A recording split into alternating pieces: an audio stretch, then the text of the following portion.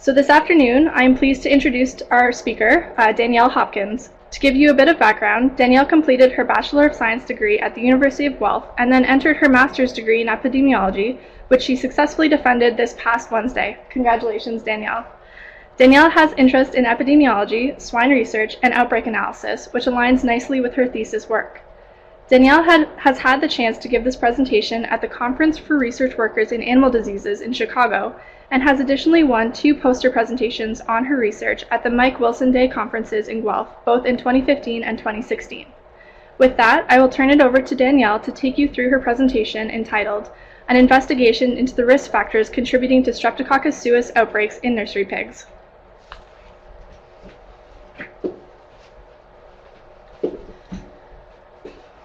Wonderful. Well, thank you so much, Hannah. I was just saying how these webinar series is such a great idea. So I'll get right into my thesis work. And if you heard this presentation yesterday, or Wednesday, thank you for joining me again. As Hannah said, it's titled An Investigation into the Risk Factors Contributing to Streptococcus suis Outbreaks in Nursery Piglets. And first, I'll just go over some background information on Streptococcus suis. Then I'll go over some objective results and conclusions of my second chapter, and finally put it all together with some future steps. So what exactly is Streptococcus suis? It's considered to be one of the most important post-weaning pathogens, or a pathogen of the nursery. There are 35 different serotypes and even more unknown. So what I mean by this is that S. suis is encapsulated by a capsular polysaccharide, and there are 35 different compositions of these, and even more unknown, and also some encapsulated versions that haven't been identified. The exact pathogenesis of S. suis is unknown, or how it causes clinical disease in pigs, and it seems to be present on all swine farms. If there's any microbiologists in the room or at home, this is what Strep suis looks like under the microscope. So specific to nursery pig, it causes disease in about 0 to 5% of pigs in the nursery, while others simply remain healthy carriers. It can also transition into outbreak situations affecting over 20% of the herd in some cases. There's still a lot of unknowns involved with this bacteria, which makes it a great area of research, especially for prevention and control methods, so we can stop this 0 to 5% that occurs sporadically, and even these outbreak situations that can cause severe economic losses on farm. Which leads me to the core research question. Here, to illustrate this, I have a scenario where we have pig 1 and pig 2. They're alike in all aspects, so they're from the same sow, which I arbitrarily named sow 234. They're the same week of age, so 4 weeks old. They're from the same farm and within the same pen. If I were to go on this farm, I would be able to culture S. suis from the tonsils of both of these pigs. However, let's say about 1 week passes, and for some reason, pig 1 remains healthy, while pig 2 becomes clinically ill. Which leaves us with the question, what causes this transition from healthy carrier to clinical disease? And we attempted to analyze different risk factors to tackle this question.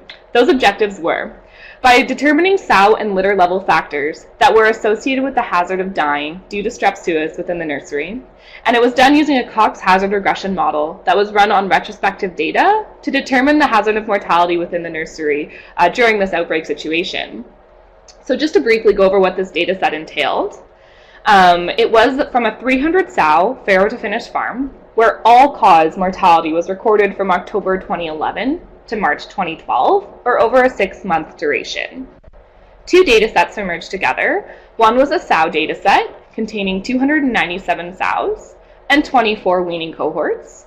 The other was a pig mortality data set. So over this 6-month duration, 483 pigs had died during that time period.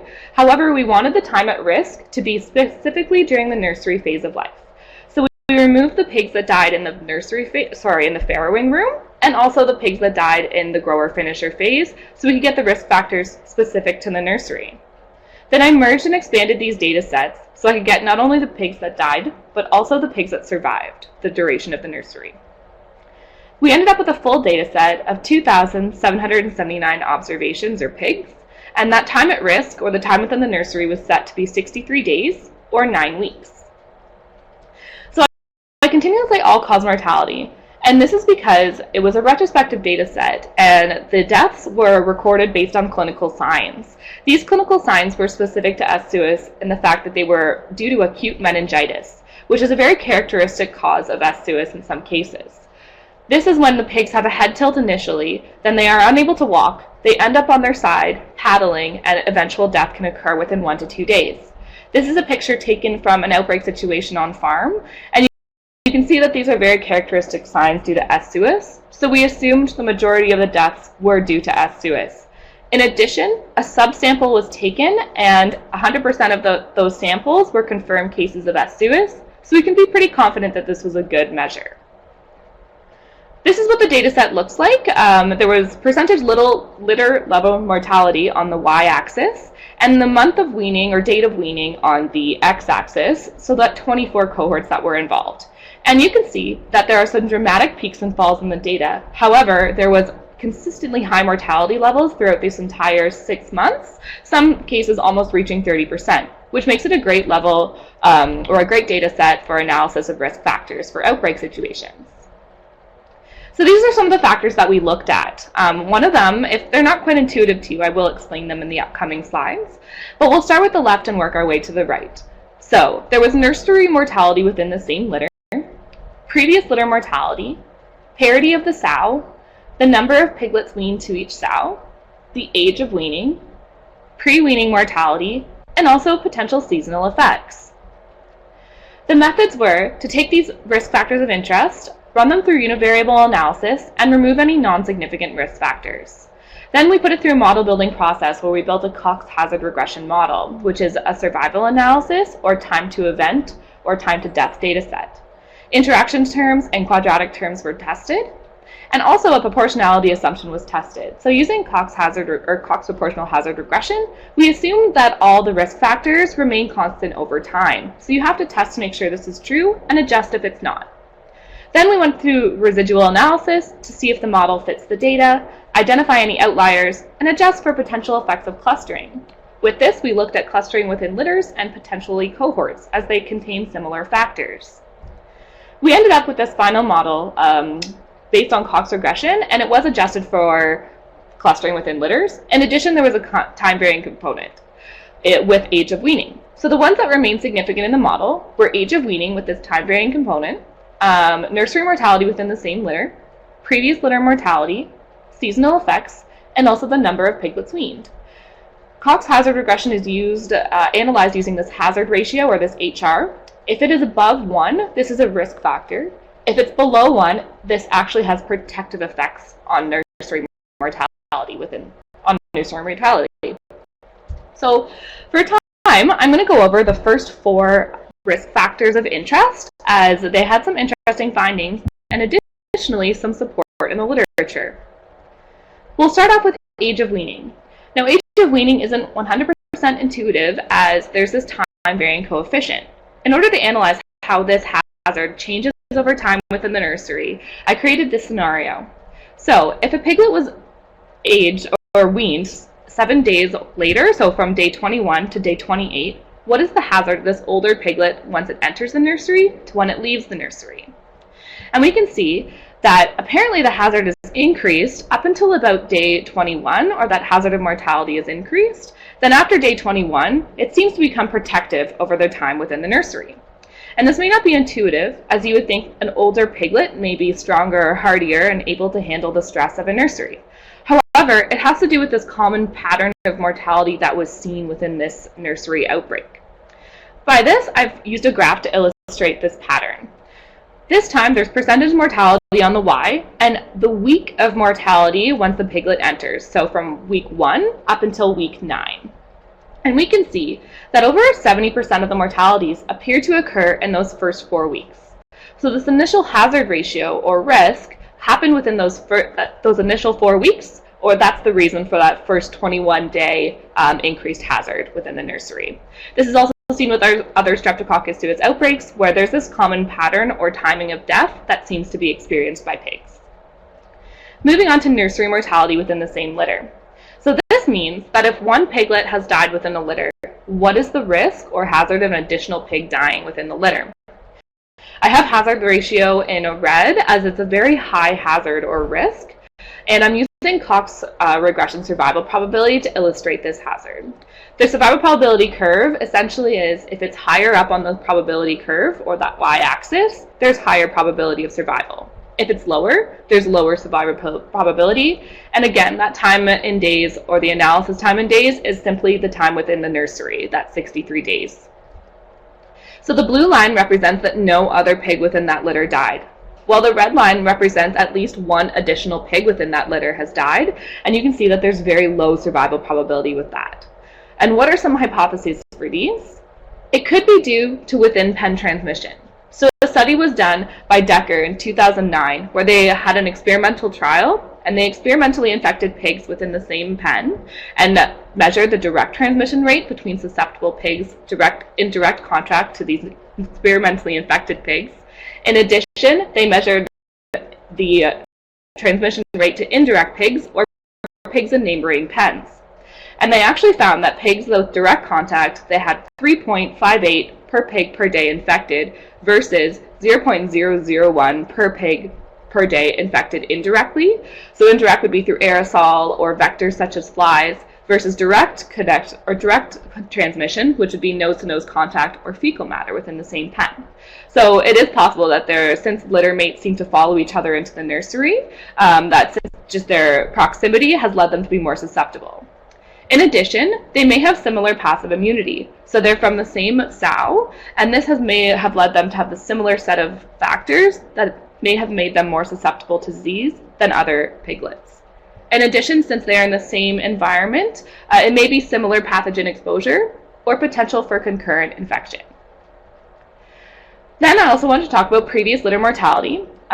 This one is slightly different as the hazard ratio is actually below 1, or a protective effect. And I'll explain what that means. So previous litter mortality has to do with if there was a sow that had 2 litters within the data set, what is the hazard of mortality of their second litter if their first litter had mortality as well? And we can see here that the blue line, or the referent category, is a sow with the previous litter having 0% mortality. Their second litter actually has a lower survival probability. Versus the risk factor, which is a sow with the previous litter having greater than 0% mortality. Their second litter actually has increased survival probability, or it's higher up on that curve. And we also have some hypotheses for these. However, it's important to note just quickly that that y-axis has changed, and although I have expanded this to see this comparison, it is a very small difference, but it is still interesting to explore. So what are some hypotheses? It could potentially be a buildup of immunity. So since those sows were initially exposed to S. suis, they may have developed some antibodies, which they were then able to pass on to their piglets. This is seen with vaccinated sows that had been vaccinated with a vaccine for S. suis. And using this vaccine, it was actually seen that piglets did show this passive immunity in seropositivity up until about 6 weeks of age. However, it does need to be taken with this limitation, as only 15% of sows had 2 litters within the data set, as it was only a 6-month duration. So more research is needed, as sow vaccination or the sow effect would be a great target for potential prevention and control methods. Finally, I just wanted to briefly go over the seasonal effects. So here's that same graph that we saw initially. However, I just want to illustrate that it seems to be fairly consistently high mortality within the colder months of December and January compared to the warmer months. So this was taken as a potential confounding effect to the data, and that it might have influenced the results during those cohorts. So just wrapping it all up, we first talked about this age of weaning, where in this nursery, pigs experience increasing levels of mortality up until week 4, when the mortality levels seem to dramatically drop. Then we had this within litter mortality effect that had a very high hazard ratio of 9.21, where pigs are more likely to die if at least one additional pig from the litter also died. And there's also this previous litter mortality effect, where pigs seem to be less likely to die if a sow had deaths associated with S. suis in their previous litter. So that brings me back to this main research question we started with what causes this transition from healthy carrier to clinical disease? And like all great research, I believe it's still under investigation. We, to this point, believe it might be potentially a multifactorial set of circumstances that has led one pig to be a healthy carrier versus the other pig transitioning to clinical disease, whether this is environmental or maybe even potentially a genetic effect. More research is still needed. So putting it all together, what are some future steps and how can we use this research for prevention and control methods? I believe that it would be great to have more research into the effect of sow's immunological response that it has on piglet survival in the nursery, whether this is identifying how long the passive immunity lasts and also its effect on mortality. It would also be good to look at the impact of within litter spread, if this finding is due to environmental pressure or maybe there's a genetic impact involved as well. Also, additional field studies should be done on Streptococcus suis vaccination, so we can apply these to swine farms and potentially prevent the outbreaks from happening before they occur. This could be done by using maybe exploring a different type of vaccine, a certain vaccination protocol, whether this is vaccinating sows or even piglets, or maybe even both. So with that, I just want to thank my advisory committee, Dr. Robert Friendship, Drs. Bonami Polak, and Dr. Vahab Farzan, also the population medicine department, Emily Arndt for all of her help with Streptococcus suis research, the pig research group, and of course the producers and funders that made this research possible. And with that, I'll take any questions or comments.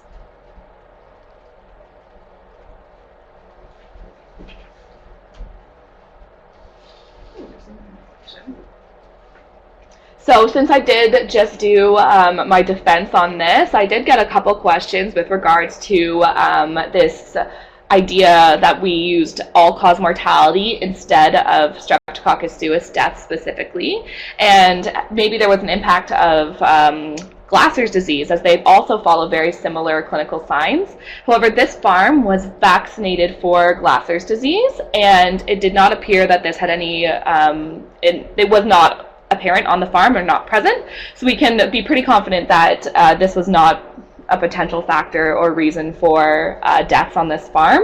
So that may also have strengthened our case selection, just in case this is a question that anyone may have been thinking of.